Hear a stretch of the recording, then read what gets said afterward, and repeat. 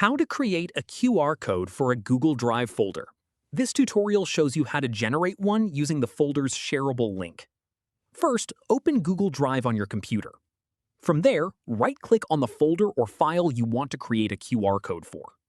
After that, tap Share or Get Link, depending on what's shown. At this point, make sure the access is set to Anyone with the link, then copy that link.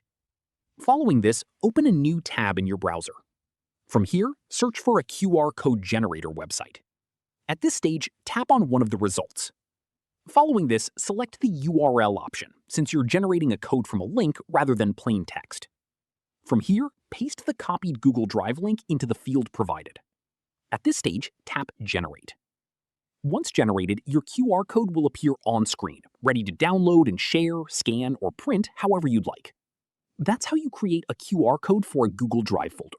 If this helped, drop a like, subscribe for more tutorials, and hit the bell so you don't miss the next one. Catch you then!